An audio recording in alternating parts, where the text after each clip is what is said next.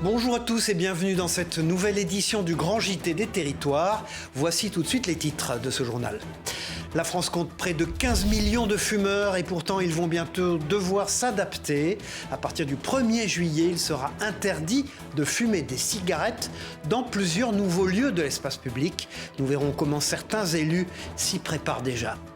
Le soutien des entreprises dans le domaine de l'innovation et de la recherche est une priorité du gouvernement. 10 millions d'euros viennent d'être annoncés pour soutenir cette filière. Nous irons en Occitanie pour voir sur place comment un chef d'entreprise le vit très concrètement. Directeur de la communication est un poste essentiel pour les grandes entreprises françaises, avec la nécessité pour ces dernières de bien communiquer dans un environnement international très complexe. Vous découvrirez dans ce journal qui est classé parmi les meilleurs directeurs de communication des grandes entreprises. Et puis en fin de journal, c'est une véritable tendance ces derniers mois, les pâtisseries en trompe-l'œil. Tout le monde se les arrache, notamment dans la boutique d'une certaine Noémie près de Rennes, où des clients peuvent faire plusieurs heures de route pour les déguster. Nous découvrirons ses secrets de fabrication. Le gouvernement a franchi une nouvelle étape dans la lutte contre le tabagisme. À compter du 1er juillet prochain, il sera interdit de fumer dans bon nombre de lieux de l'espace public. Cette décision s'inscrit dans une politique de protection des enfants contre le tabagisme. Vous allez le voir, à Saint-Étienne, le maire n'a pas attendu le 1er juillet pour agir. Explication de Thibaut Rivière pour TL7, la chaîne de la Loire. Après les crèches, les écoles, les parcs et les jardins, l'interdiction de fumer se prolonge à Saint-Étienne. Et ça concerne aussi la cigarette électronique. La ville a ciblé des espaces où il y a beaucoup d'enfants. Parmi eux, les stades municipaux. Par exemple, à l'Étivalière, il n'est plus possible de fumer dès le passage du portail d'entrée. Même règle pour les salles et gymnases municipaux et lieux culturels. Et pour sortir, il faudra se mettre à plus de 5 mètres de l'entrée principale. Parce qu'on travaille avec dès le plus jeune âge, déjà en sensibilisant les jeunes, mais également on travaille aussi sur le tabagisme que vivent celles et ceux qui fréquentent les parcs et jardins, celles et ceux qui font du sport. Et on le sait, ces endroits sont fréquentés par les jeunes et par les parents, les bébés. Donc l'idée, c'est vraiment à la fois c'est de la prévention, à la fois on travaille aussi sur une sensibilisation et on tape aussi là où il faut taper, parce qu'à un moment donné, pour faire appliquer les mesures, il faut une sanction, il faut de l'interdiction. Cette interdiction survient 2 mois avant celle du gouvernement. Dès le 1er juillet, en plus des espaces interdits dans la capitale ligérienne, il y aura aussi les abribus, les collèges et lycées et plages bordant des eaux de baignade. 10 millions d'euros, c'est le montant annoncé par le ministère de l'Industrie pour soutenir les entreprises dans l'innovation et la recherche. Une enveloppe qui doit permettre de développer et de promouvoir notre savoir-faire à l'étranger, notamment. Une bonne nouvelle selon un chef d'entreprise de l'Hérault. Reportage sur place de Via Occitanie. Regardez. Le ministre de l'Industrie, Marc Ferracci, annonce une enveloppe de 10 millions d'euros pour soutenir les entreprises dans l'innovation et la santé. L'épineuse question de la souveraineté dans ces domaines était au programme de sa visite vendredi dernier dans l'Hérault.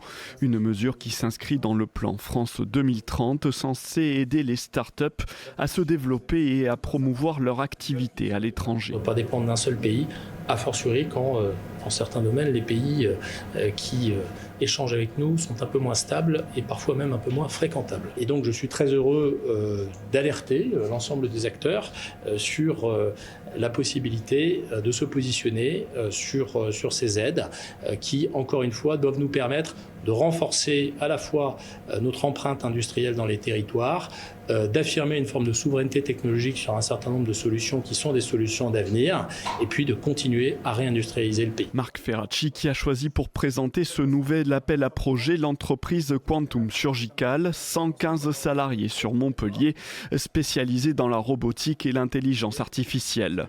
Son robot Epion, présent aujourd'hui dans 20 hôpitaux entre l'Europe et les États-Unis, permet d'assister les chirurgiens dans l'ablation des tumeurs au niveau de l'abdomen ou des poumons. Chaque rentrée d'argent est en permanence réinvestie dans la recherche pour se positionner un jour comme leader du marché. On est dans une démarche qui est extrêmement, on va dire, comme on dit, capital intensive, qui consomme beaucoup de moyens financiers. Et c'est vrai qu'au-delà, bien évidemment, des moyens que l'on trouve au travers d'investisseurs qui font le pari d'investir dans la société. Tous les moyens financiers supplémentaires dont on peut bénéficier, notamment fiscaux, sont extrêmement importants pour pouvoir permettre à des sociétés telles que les nôtres de continuer à se développer. Après 2021 et la première commercialisation d'Epyon, Quantum Surgical vise 300 robots vendus partout dans le monde d'ici 3 ans. C'est un problème récurrent dans nos petites communes rurales, le balai incessant des poids lourds.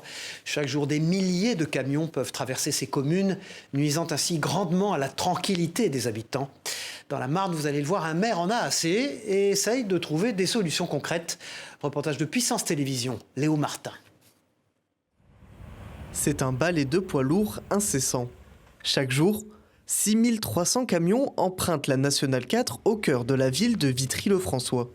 En 2022, la mairie avait déjà déposé un arrêté municipal pour limiter la circulation des plus de 3,5 tonnes dans la commune. Chaque heure, plus de 260 d'entre eux arpentent cette route. La mairie veut à tout prix limiter ces passages.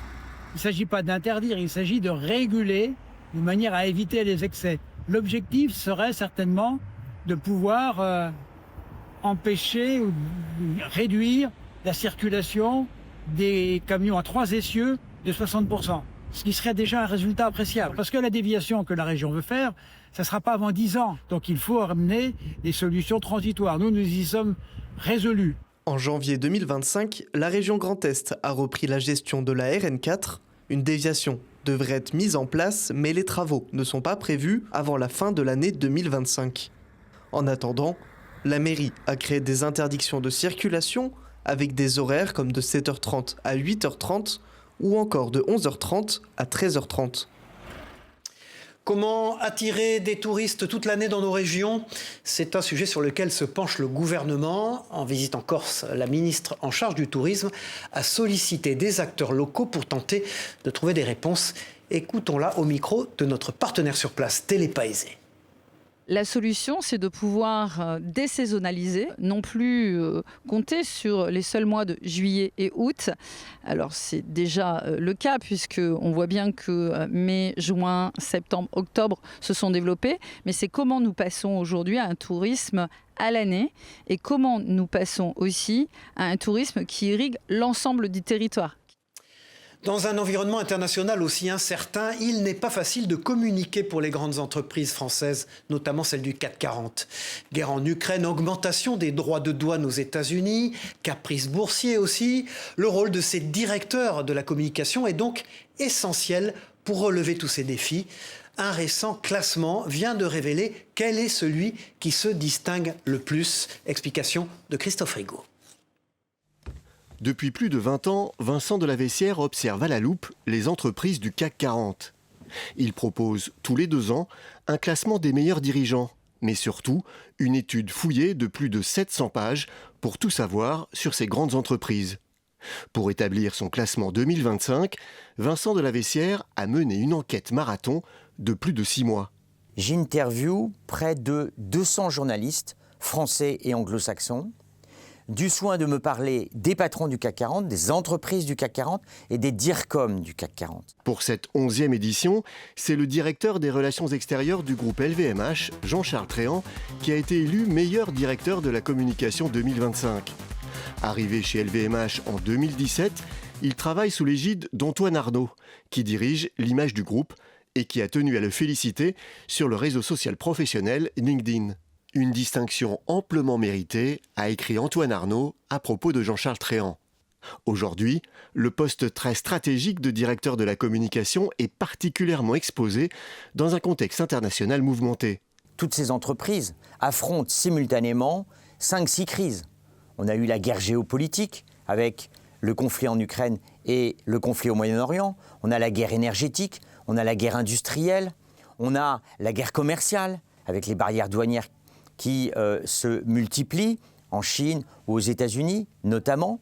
Et donc le DIRCOM, il doit faire face à tout ce monde extrêmement mouvementé, extrêmement violent. Enfin, le titre de meilleur dirigeant du CAC 40 2025 a été attribué à Patrick Pouyanné de Total Energy, un patron très géopolitique qui a acquis un rang de quasi-chef d'État dans un monde où l'accès à l'énergie est stratégique.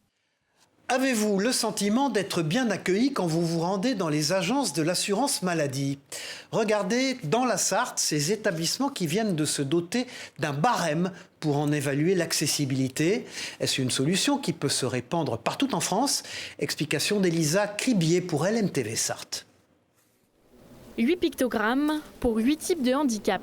Ce barème Picto Access réalisé par APF France Handicap est présent dans toutes les CPAM sartoises pour évaluer leur accessibilité d'accueil. Cette frise de pictogramme, elle a 3 niveaux de lettrage et de couleur et de notation plutôt, étant ABC et vert, jaune, rouge, comme le feu tricolore en fait. Le but c'est de renseigner si c'est accessible en toute autonomie, partiellement ou inaccessible. Pour préparer son déplacement, la frise est visible sur Internet, sur la page Google des différentes CPAM du département. Ça me facilite la vie du coup parce que j'ai plus qu'à regarder le site de la CPAM et là je vois tout de suite ce qui est accessible. Et ce diagnostic, il a été réalisé avec des personnes en situation de handicap. Elles ont témoigné des difficultés qu'elles rencontrent au quotidien.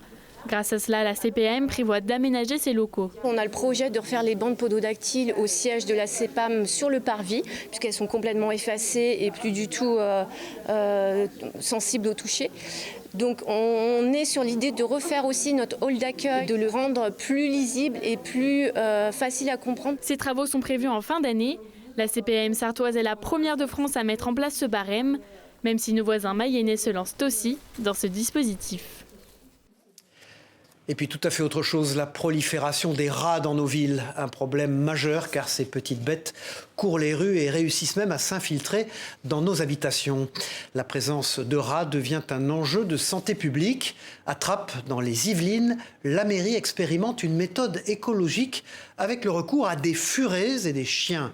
Explication avec ce reportage de TV78, Grégory Canal. Une opération de dératisation s'apprête à débuter à Trappes. Pour la mener, la ville a fait appel à des recrues originales. Nous, on utilise des furets pour faire ça. Bon, c'est des furets de chasse, on va dire, mais c'est des furets qui sont habitués à être manipulés tous les jours par nous. Donc nous, voilà, il n'y a pas de souci, elles ne nous mordent pas. Bon, vous verrez qu'avec des rats, c'est un peu différent. Ces furets dressés travaillent en équipe avec 2 chiens pour chasser les rats dans le mail Ambroise Paré. Ils ont déjà officié dans près d'une dizaine de villes en Ile-de-France. On fait un tour un peu des lieux pour vérifier les zones qui sont ultra chargées. Donc ultra chargé, c'est le chien qui va nous le dire. Avec son odorat, son excitation. Ensuite, on va faire un périmètre filé autour. On positionne, enfin on laisse rentrer les furets un petit peu en balade pour voir là où ils préfèrent rentrer. Et puis après, charge aux chiens de faire le travail une fois que les rats vont sortir. Avec cette technique, jusqu'à une centaine de rats peuvent être chassés en quelques jours. L'odeur laissée dans les terriers par les furets fait également fuir les rongeurs par la suite. Cette méthode, complétée par d'autres mesures, a pour objectif de limiter la population des rats. N'utilisant aucun produit, elle est considérée comme plus respectueuse de l'environnement et du bien-être animal. Un furet, la prédation, c'est son instinct naturel, on ne le force pas. Il se balade et au gré des trous, il va rentrer dedans pour vérifier s'il y a quelque chose et puis s'il peut s'amuser. Et le chien, c'est pareil, ça reste un jeu pour lui. On n'est pas agressif avec eux pour qu'ils puissent s'amuser à faire ça. Un chien peut tuer un rat en moins de 15 secondes, quoi. Donc comparé à des biocides qui peuvent être un peu plus longs, c'est quand même pas mal. Il y a également l'utilisation de la glace carbonique, qui est du CO2 congelé en gros, qu'on met dans les terriers et qui les rend inhabitables pour les rats, parce que c'est une substance qui est dangereuse pour leur santé. Et l'objectif vraiment, c'est de faire feu de tout bois, de tenter toutes les méthodes. Et même si ce jour-là, aucun rat n'a été attrapé, la ville ambitionne d'aller plus loin, créer une brigade environnement dédiée qui utilisera ses propres furets pour la dératisation. C'est la tendance culinaire du moment, les pâtisseries en trompe-l'œil. Ce sont des gâteaux trop beaux pour être vrais. Regardez l'histoire de Noémie, qui est une jeune pâtissière qui a découvert cette discipline en début d'année. Et en seulement quelques mois, sa boutique est devenue un véritable succès près de Rennes. TVR a donc décidé de lui rendre visite pour découvrir son secret. Regardez. À Montauban de Bretagne, tous les samedis, c'est la même rengaine. Alors là, on est venu chercher les trompe-l'œil. Ça me donne trop envie de croquer moi aussi, quoi. Ouais. On a fait 40 minutes de route pour venir goûter les gâteaux. Ouais. Dans cette commune de 6500 âmes, des dizaines de curieux s'amassent devant cette boutique. Je vous écoute. Cacahuètes, framboises, citrons, coco, Noémie propose ce qu'on appelle des pâtisseries en trompe-l'œil. C'est seulement en mars dernier qu'elle découvre la discipline. 3 mois après, elle propose désormais 15 saveurs. Il est presque fini. Au fur et à mesure des semaines, je me perfectionne. La semaine dernière, j'ai pu trouver quelque chose qui n'allait pas sur un trompe-l'œil et cette semaine, j'ai changé la technique. Je vois sur les petits pop-corn, j'ai passé une semaine à savoir comment le faire, quelle couleur. Il faudrait combien de pâtisseries en tout ? Je pense... Une grosse boîte. Visiblement, difficile de faire un choix devant toutes ces pièces appétissantes. Samedi dernier, les 2000 pâtisseries confectionnées ont trouvé preneur en quelques heures seulement. Tu vois, ça paraît réel, hein ? Oh là là ! Car avec plus de 200 000 abonnés cumulés sur les réseaux sociaux, le travail de la pâtissière est reconnu bien au-delà de Montauban. Regardez-moi ce trompe-l'œil de qualité. En mars dernier, elle poste 7 vidéos et la machine s'emballe. Depuis, certaines personnes font plusieurs heures de route pour se rendre dans sa boutique. On m'a dit tu devrais essayer de faire des TikTok culinaires. Tu vas voir, ça perce. Et en fait, j'en ai fait un et le premier a dû faire 100 000 vues. Et quand on a tiré le rideau, on était tous les trois, on était en train de trembler, on s'est dit on va jamais en avoir assez pour tout le monde. Niveau prix, comptez entre 6 et 7 € la pièce. Les trompe-l'œil de Noémie sont à la vente seulement le samedi dans sa boutique ND Pâtisserie à Montauban de Bretagne. Cette semaine, c'est Daniel Baal qui est l'invité de Face au territoire sur TV5 Monde avec la presse quotidienne régionale. Le président du Crédit Mutuel a répondu aux questions de nos partenaires, notamment sur le rôle d'une banque mutualiste dans le quotidien des Français. Écoutons Daniel Baal. J'ai envie de vous demander, puisque je reçois un grand banquier ce matin, comment on peut rassurer les gens quand on est un grand banquier aujourd'hui ? Comment leur expliquer que nos modes de vie vont sans doute changer, mais qu'ils continueront d'avoir des économies dans les banques. Est-ce que, au fond, les gens qui se sentent en danger, vous pouvez leur dire quelque chose ce matin qui les rassurerait ? Le rôle de la banque, c'est d'apporter de la confiance. Notre activité, elle est basée sur la confiance, également des promesses que nous faisons. Et dans notre réseau, les conseillers voient au quotidien des clients, des sociétaires. Et finalement, cette anxiété dont on entend souvent parler, on la ressent moins. On la ressent moins parce qu'il y a une relation de confiance qui est établie. Il fut un temps, effectivement, où la banque inspirait des inquiétudes. Aujourd'hui, on sait que les banques, et notamment que les banques françaises, sont extrêmement solides. Oui, je pense que là, il n'y a plus aucun doute. Le système de surveillance qui a été mis en place par la Banque Centrale Européenne depuis maintenant plus de 10 ans a permis de solidifier complètement les banques européennes. Et on sait que les banques françaises font partie de ces banques solides. Voilà, et puis vous le savez, vous pouvez retrouver l'émission Face au territoire tous les jeudis matins en direct sur TV5 Monde à 9h30. Plongeons-nous maintenant dans les coulisses du métier de barista. Entre gestes précis et passion pour l'arôme, il faut se former pour maîtriser l'art du café. Notre partenaire 8 Montblanc a pu suivre une formation en Haute-Savoie. Regardez. Il n'y a pas que le café qui chauffe dans ce coffee shop situé à Annecy, les cerveaux aussi montent en température. À 25 ou 30 secondes, on rajoute 35 et à 55 secondes, on passe au reste. Ça fait une quinzaine d'années qu'en France, il y a des cafés de spécialité où on a découvert toutes ces subtilités dans le café et ses arômes. Alors, des drippers, il y en a en verre, en céramique. Cela fait maintenant 1 an que le Drip Social Coffee Club propose des formations découvertes ou professionnalisantes comme ce jour-là. Au programme de cette seconde matinée, le café filtre, une technique d'extraction plus compliquée qu'elle n'y paraît. Il faut suivre un protocole parce qu'il y a tellement de variables et si on fait n'importe quoi, le résultat ne sera jamais bon. C'est des gestes précis, donc effectivement, c'est pas simple. Noir, au lait, froid ou encore chaud, durant ces 3 journées de formation, le café est étudié sous toutes ses formes, autant sur le côté théorique qu'olfactif. Je leur offre dans cette formation vraiment tout ce qui est sympa d'avoir dans un coffee shop au jour d'aujourd'hui et qui est plus ou moins facile à proposer ou difficile. On va aussi voir les boissons alternatives, tout ce qui est matcha, chai, tout ça, qui se propose dans tous ces coffee shops. Réputé pour être la déclinaison du café la plus instagrammable, le latte fait évidemment partie de la formation. Impossible de passer à côté de ces gourmands dessins, et si lors de la démonstration, le latte art peut paraître simple, la réalisation s'avère plus compliquée. Vous vous mettez au centre de la tasse et ensuite des petits cercles concentriques, et puis ensuite un peu plus de mousse et puis un mouvement vers le haut pour pour signer la tasse. À l'issue de ces 3 journées de formation et d'un examen final, les participants peuvent repartir avec un diplôme certifiant de niveau 1. Ils pourront ensuite passer le niveau 2, voire le niveau 3, pour approfondir davantage leurs connaissances. Et puis cette semaine, vous pourrez retrouver en kiosque une nouvelle édition du magazine Le Point, avec aussi une édition locale consacrée à la ville de Nantes. Ce nouveau numéro présente un large focus sur les enjeux de cette ville autour de l'insécurité, des aménagements urbains ou encore des questions relatives au logement. Vous retrouverez également dans cette édition une escapade au cœur des vignobles nantais qui se dévoile sous un nouveau jour. Cette édition spéciale du Point est bien sûr à retrouver dans vos kiosques dès ce week-end.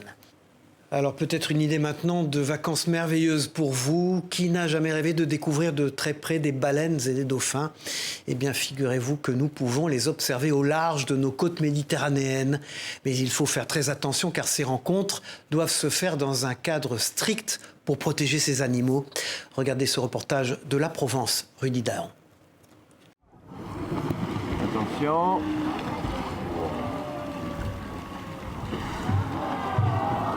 Un cachalot d'une vingtaine de mètres au large de Bandol, ce n'est pas un rêve mais bien une réalité qui demande néanmoins de la patience et surtout de la concentration. Après 2 heures au large, à bord de l'Atlantide, un souffle apparaît à la surface de l'eau. 1 heure plus tard, un nouveau souffle au-dessus de la mer. En 1 minute, le bateau se place à une centaine de mètres du monstre marin. Le moment est suspendu. Ces sorties en mer, il faut les voir avant tout comme des sorties naturalistes, c'est-à-dire qu'on part pendant 6 heures à la recherche des animaux. Donc on les cherche. Quand on les repère, d'abord on essaye de voir quel est leur comportement et s'ils acceptent notre présence, là on peut faire l'observation. À partir de là, il faut savoir qu'on ne sait jamais ce qu'on voit, ni quand, ni comment. On est vraiment dans une découverte de la nature avant tout. Dauphins, baleines, cachalots ou encore poissons-lunes sont bien présents au large de nos côtes. En près de 20 ans d'excursion, Cédric ne compte d'ailleurs que 2 sorties sans voir l'un de ces mammifères. Des sorties qui se font d'ailleurs dans le respect total de l'animal. Les animaux, déjà avant même de les approcher, est-ce qu'ils acceptent qu'on les approche? Ça, c'est la première question à se poser. Des fois, on ne les approche pas. Si l'animal est en train de dormir, de se reposer, là, il n'y a pas d'approche. On ne tente même pas le coup. Quand ils chassent, on ne s'approche pas non plus. Ils sont en train de manger, donc on ne les dérange pas. Par contre, quand ils acceptent notre présence, on s'arrête à 100 de mètres. Là, on se met en parallèle. Et on laisse l'animal décider ou non d'approcher. Donc des fois, la baleine vient au contact du bateau, passe sous le bateau, ressort de l'autre côté, c'est génial. Des fois, la baleine refuse complètement ou ne nous calcule pas du tout. Des sorties en mer qui, en plus de permettre d'apercevoir ces rois des mers dans leur milieu, sensibilisent à leur fragilité, notamment grâce aux histoires du capitaine. Et c'est peut-être ça le plus important. Voilà, et puis il y a des reportages pleins de surprises. Vous allez le voir en Moselle, la Fédération des boulangers a tenté de battre le record du monde de la plus grande tarte aux fraises. Oui, alors pour cela, ils se sont munis de 500 kilos de fraises. Et regardez maintenant ce reportage de Marie Vin pour Moselle TV. On va voir s'ils ont réussi. Avez-vous déjà vu une tarte aux fraises aussi grande? Au Jardin Vitré, on tente un record du monde. Objectif, battre les 35 mètres carrés réalisés quelques jours avant dans une commune de Bretagne. Un défi fou que s'est donné la famille Malassé avec le soutien de la Fédération des boulangers de Moselle. Je me suis dit pourquoi pas créer une tarte aux fraises géante. Et donc j'appelle Vincent qui est un ami et qui est aujourd'hui boulanger. Je lui ai demandé, il m'a dit pourquoi pas. La Fédération des boulangers aime bien relever ce genre de défis parce qu'on est au quotidien et on est des artisans et des vecteurs de lien social. Donc aujourd'hui on est complètement dans notre rôle, c'est normal. Au total, 250 litres de crème pâtissière et 500 kilos de fraises ont été nécessaires pour la réalisation de cette tarte. Et après des heures de travail, le verdict tombe. La tarte aux fraises mesure 40,6 mètres carrés. Une tarte géante, découpée ensuite en 4000 parts, qui ravit les papilles des gourmands. Je trouve surtout que c'est déjà vachement beau quand même. C'est une super belle tarte. J'ai goûté, très très bonne, les fraises elles sont excellentes. Elle était très très bonne, énorme pour une tarte aux fraises comme ça. Je suis venue voir, effectivement c'est magnifique et la tarte est très bonne, c'était un délice.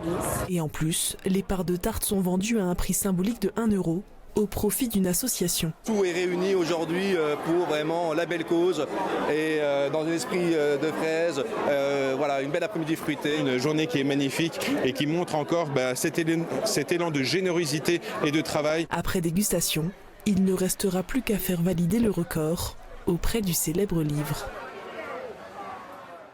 Tout à fait autre chose, connaissez-vous la quille de 8 ? C'est un sport traditionnel de l'Aveyron et figurez-vous que dans ce département, c'est le deuxième sport en nombre de licenciés après le football. La Dépêche du Midi a donc voulu en savoir un peu plus sur ce sport très très populaire. Écoutons des pratiquants au micro de Léo Rébérol. Nos parents y jouaient, nos grands-parents y jouaient, nos enfants y jouent. Il y a de la compétition, mais on ne se prend pas la tête, surtout pas à ce sport. Voilà. Il n'y a pas d'argent, déjà. C'est très, très, très local et surtout très familial. Les joueurs commencent à la première ligne qu'on voit tout au fond, qui est à 1 mètre et ils jouent que la boule. Le but étant de faire le maximum de quilles avec que la boule. Et après, dès qu'on commence à reculer aux distances, donc ils vont jouer 2 fois à 5 mètres, 3 fois à 10 mètres, 2 fois à 15 mètres et 1 fois à 20 mètres. Dès qu'on commence à jouer à ces distances-là, on a un premier coup où avec la boule, on doit venir frapper la quille. Donc la quille joueuse ou le quillou. Là, on est en train de marquer les quilles parce que chaque quille a sa place. Et on fait suivant le poids de la quille aussi. Et on met les légères devant, les lourdes derrière ou les cassées. Il peut y avoir des cassées aussi. Voilà, c'est la fin de ce journal. Merci à vous de l'avoir suivi. On se retrouve très vite pour une nouvelle édition du Grand JT des Territoires. Au revoir à tous.